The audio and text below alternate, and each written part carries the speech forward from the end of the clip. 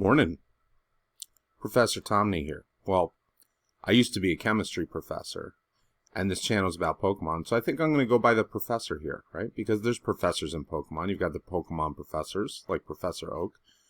So I'm Professor Tomney, and we're going to have coffee and cards. So just so everybody's aware, because I do have subscribers now, I got out of bed early on my break from work just to record this video, because I know you all love my content so much. So, we're going to get started. Might be a little bit slower. You'll be patient while I drink my coffee. Yesterday, what a day. So, I took the day off from household duties, if you will, and I had a bit of a self-indulgent day. So I went out and I was looking at all the local hobby shops. And what a trip. I mean, I just got to say, growing up in the 90s, I remember when there were more of the niche stores that used to be in the mall. So the malls, well, malls now are pretty much dead.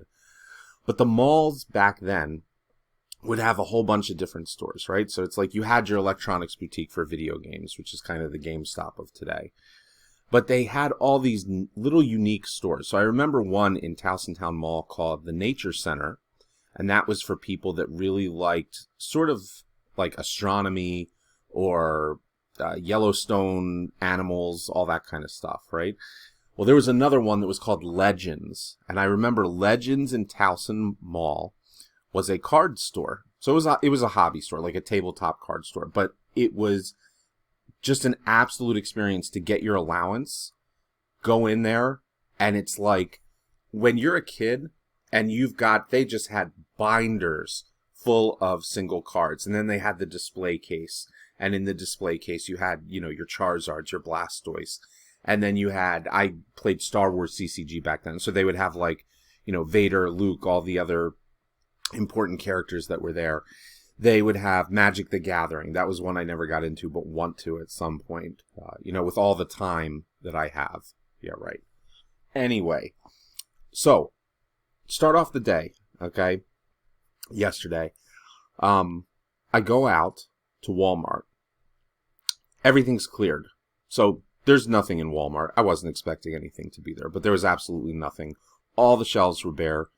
Even ridiculous stuff like the plushes and stuff like that is starting to go by the wayside. You just can't get Pokemon stuff in stores almost. I did find a cool puzzle there. So that's something that I can kill some time with whenever I'm bored. But one of the very few things I did find there was boxes of Cinnamon Toast Crunch. Who cares? Not just regular boxes. They were the boxes that all the scalpers have been hitting that have the 25th anniversary card packs. So I bought 2 boxes because I like Cinnamon Toast Crunch. It's another part of my childhood that I can relive. And I picked both of these up. Now, online, I have ordered several of the Pikachu card promos in here. So for those that don't know, generally speaking, there are 2 major characters that do extremely well over time and always hold their value, if not increase. And that's Pikachu and Charizard. So it's essentially the 2 main mascots. So I picked both of these up. These are going to stay sealed. I did order, I want to say 5 or 6 of the Pikachu promo cards. While they're cheap now, one of them will go into my promo collection, and the others will be, I'll hold on to them, and I'll have them available for trade down the road. So, that was the one score that I was able to get at Walmart, if you could call it that. And a nice bowl of Cinnamon Toast Crunch last night. So, those stay sealed. They're going to go into the sealed collection. Now I come home, have lunch, pouring rain. Right? So the day that you decide you're going to take some time off and relax, pouring rain the whole time. And that was annoying because I was going to go downtown to the hobby shops. I live out in the Appalachian Mountain Range in southern Pennsylvania. So it's a smaller town. I don't want to say it's super rural, but it's a more rural town. And we do have nice little hobby shops that line Main Street. And I wanted to go hang out and just walk around, enjoy the weather. Well, the weather was not enjoyable whatsoever. But I did, after I finished up lunch, go down to the hobby shops. And there's 2 big ones that I like to hit. They're both, the one is a little more comic focused, but it still has plenty of cards and game related stuff. It's basically just like a nerd hobby store. And the other one is far more card based. So they'll do like the Magic the Gathering tournaments or the tabletop tournaments. They probably used to have larger tournaments, but with like COVID restrictions and everything right now, not so much.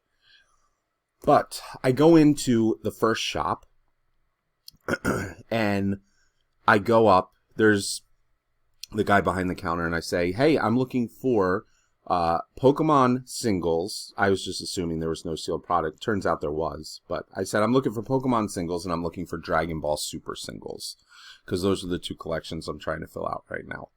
And he says, nope, I don't have either of those. I said, really? You don't have even any Pokemon singles? I mean, I understand you don't have sealed product. He said, nope, don't have any of it. As soon as it walks through the door, it's sold. It goes right back out. I was like, okay.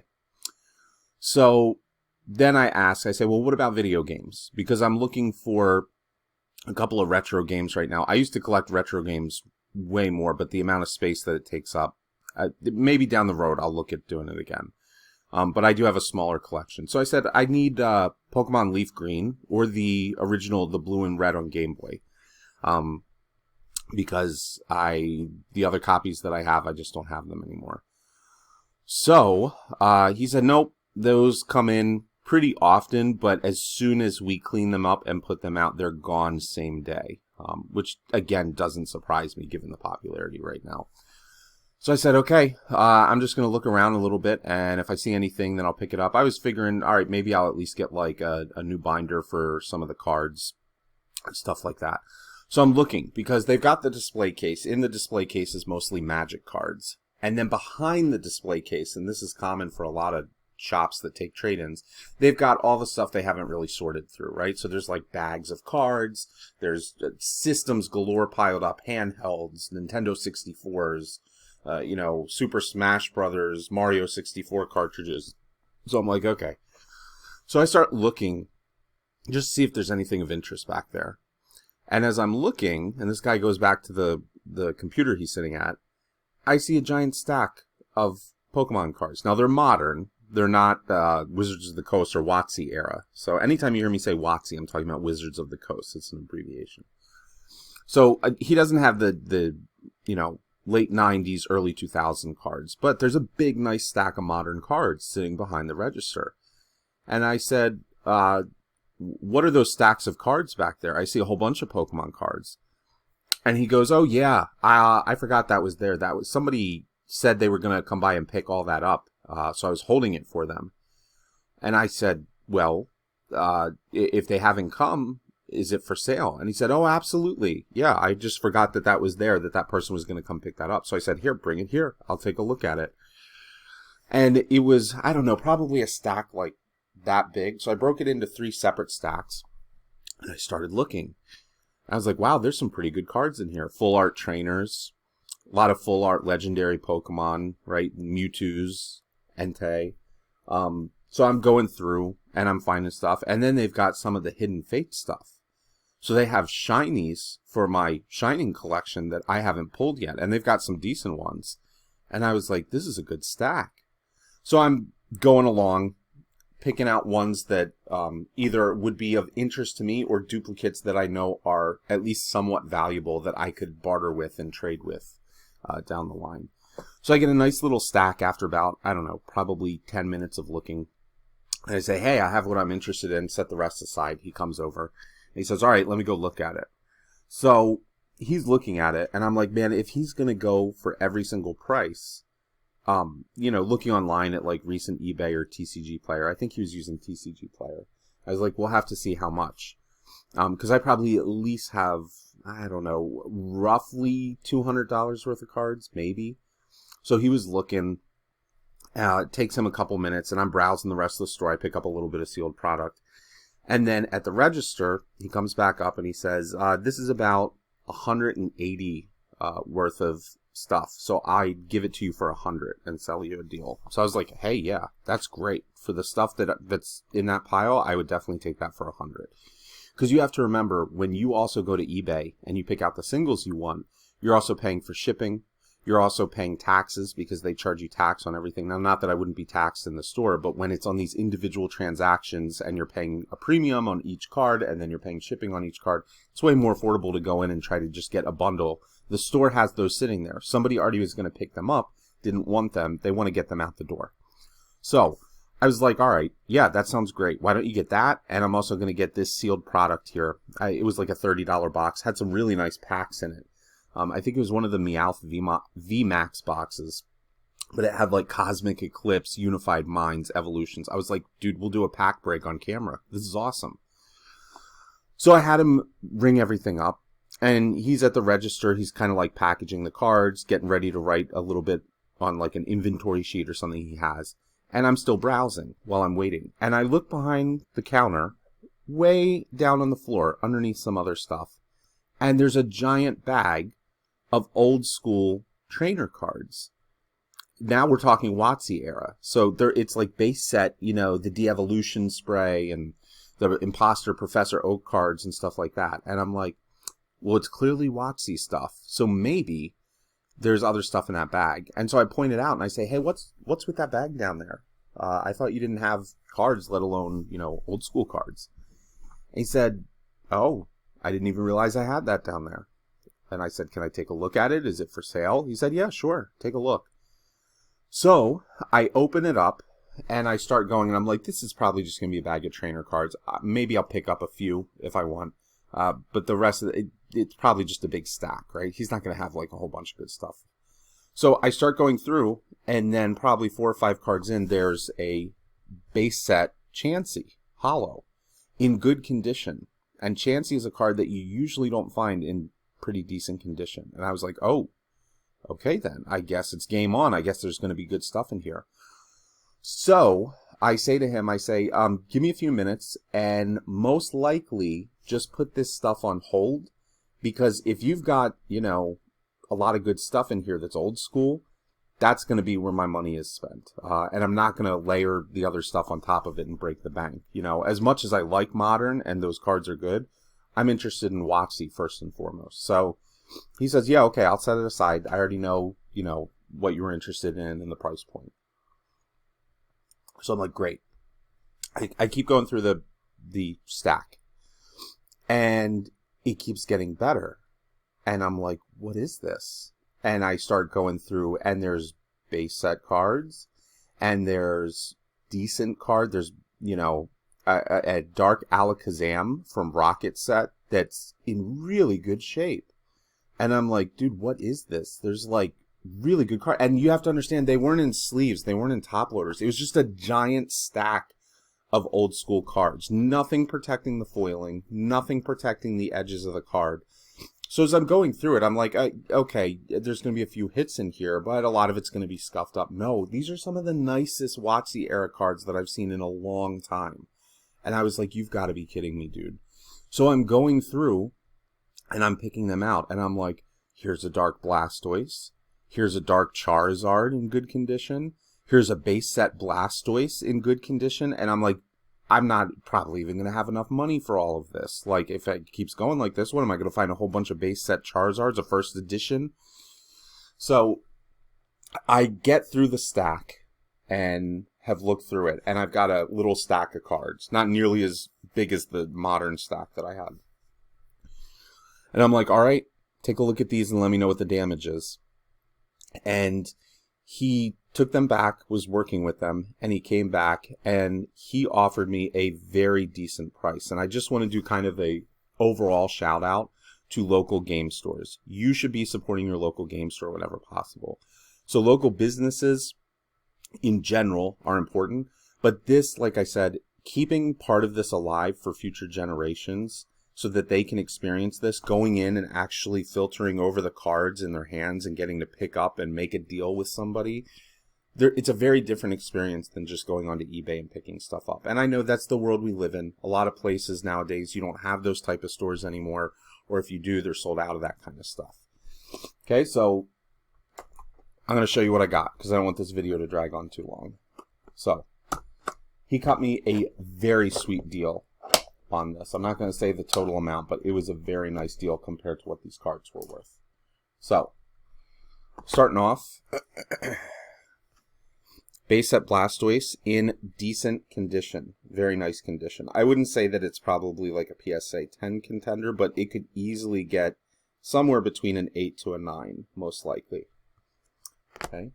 A Typhlosion. I was very excited about this one. And the main reason I was really excited about this one is that this is really the first Neo card that I'm adding to the collection from the WotC era. Dark Charizard. Beautiful front. The holo on this is almost flawless. Now, there was a very, very, very tiny, and I didn't even notice it at first, but the owner did, and he was very nice about it. There's a very tiny dent on this edge of the card. It's from being kept in a binder. So when a lot of kids would keep their cards in binders, right, the 3-ring binders had those metal rings, and depending on where a card was in a set, if you close the binder and you keep opening it, closing it, opening it, closing it, it can dent or damage the edges of the cards with those metal rings. So they have better binders nowadays that don't have the rings. They just have soft fabric pages, and you load the cards in through the side, right? So this is card 4 of the Rocket set. So it's 4 out of 82. And if you think about your regular 9-sheet binder, you go 1, 2, 3, right? So 3 being on the outer edge of the binder, and then 4 is right on the inside of that second pocket. So there's a higher chance or a higher probability for a lot of people that were collecting in 3-ring binders that Charizard, if they were doing it in order, was directly in a spot next to those rings. It's tragic. The rest of this is flawless, and the dent was so small I didn't even see it. So I was like, this is going to set me back a ton, but I might as well see. He gave me a steep discount just because of that. And I was like, I don't care, because this bad boy, I don't have one, especially in this nice condition. This goes into my Charizard collection. That dent doesn't bother me personally. Awesome pickup. Dark Blastoise. This is the best of the bunch as far as condition is concerned. PSA 10 contender, maybe. I'm not a PSA grader. But centering does not really look that bad. The hollow surface is flawless. I was just looking over it again and again and again. I couldn't believe it, because the way that they were stacked up, just kept in a Ziploc bag. I was like, I have seen cards come out of binders that are not this nice. Okay, and the back, not really whitening, not really any sort of major flaw or issue. Don't know that it's perfectly centered. The top looks a little larger than the bottom, but certainly at least a PSA 9, if I were to grade it. Dark Alakazam. And some of these have some very nice hollow swirls. I don't know if you can see it right there. Okay. But the hollow patterning on some of these are nice. Again, very nice condition on the Dark Alakazam.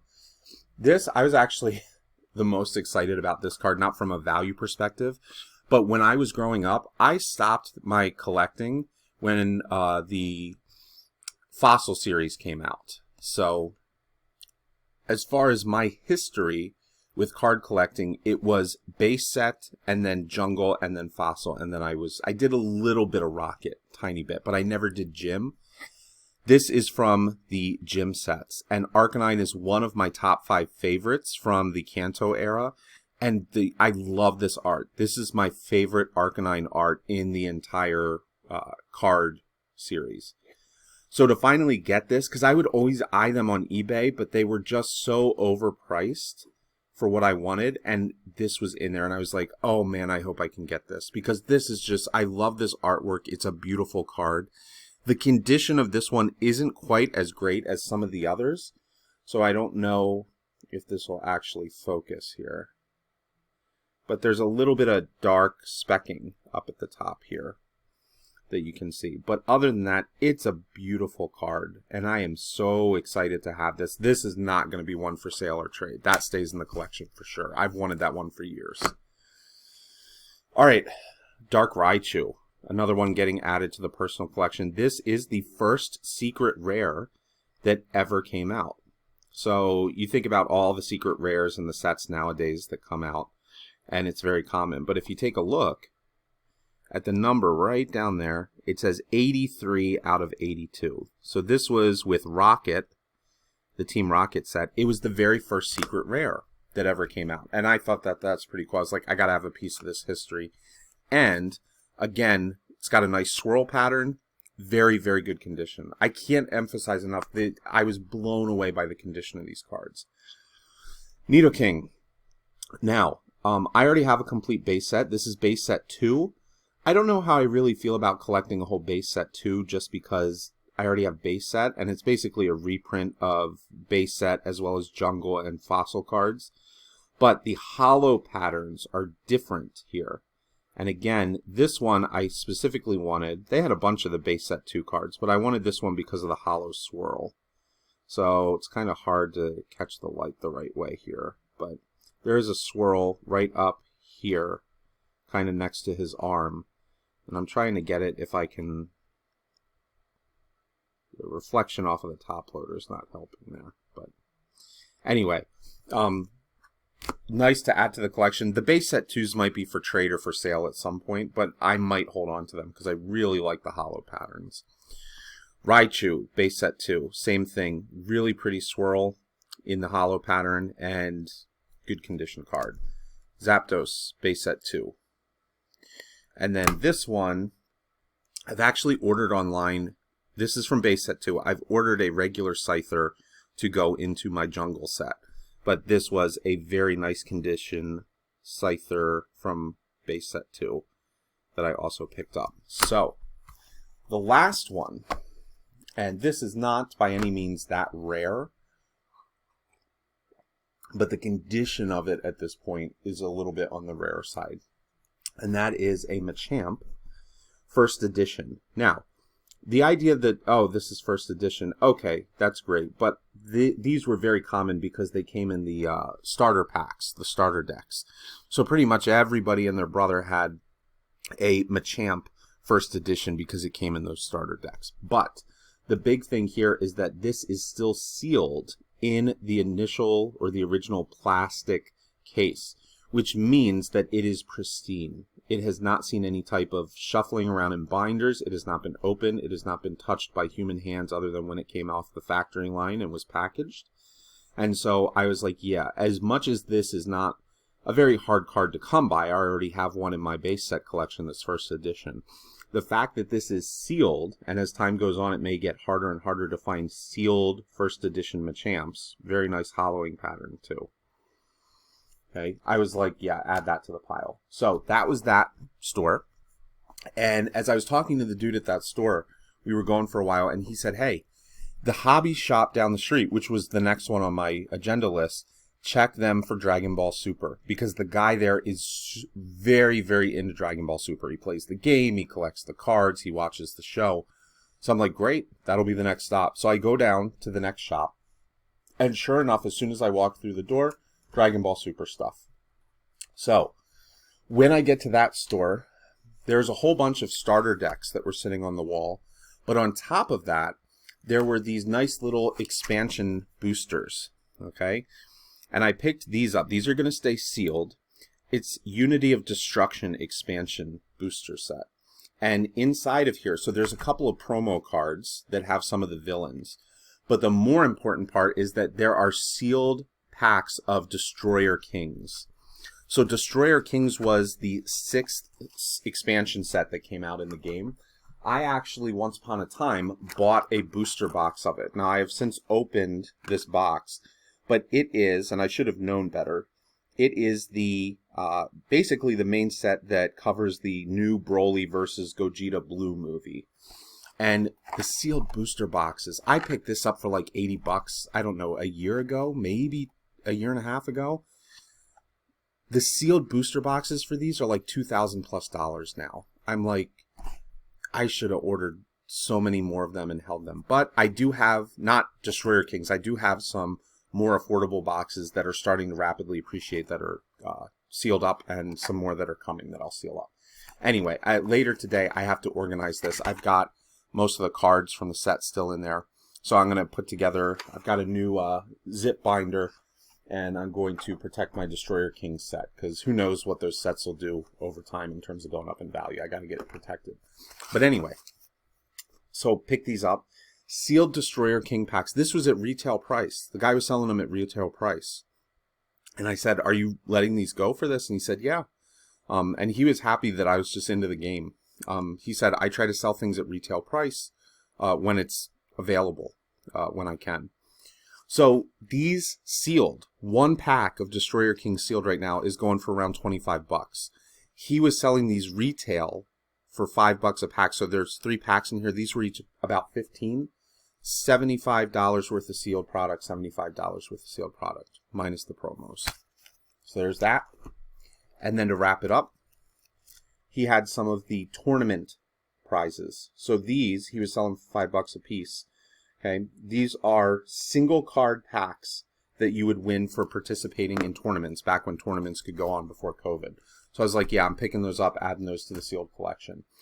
And it was so cool because we were going back and forth about Dragon Ball Super. And he said, do you want to see something cool? I was like, yeah. He said, come to the back of the shop and like by the inventory shelves. So I was like, okay.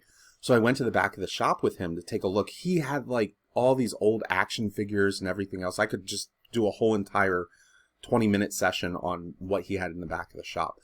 But he was like, look at this. And he pulled out a binder. And in the binder was a bunch of the original hand-drawn cells from Toei Animation for Dragon Ball Z back in the 90s. So he had like, you know, Goku cells, he had Frieza cells, and they were all these beautiful hand-drawn cells from Toei Animation for the specific, you know, animation of Dragon Ball Z. And I was just like, this is absolutely insane. It wasn't for sale. It was his personal collection. But because I was so passionate, he wanted to show it to me. And we were going over some of the old cards, the old action figures and stuff like that. So anyway, that's going to do it. I got to go get my kiddos up and I got to get some more coffee here. So I'm going to be signing out. Professor is done. And I will see everybody at some point. I don't know if I'll get one tomorrow, but I'll upload again when I can. Take care, everybody. Hope you had fun.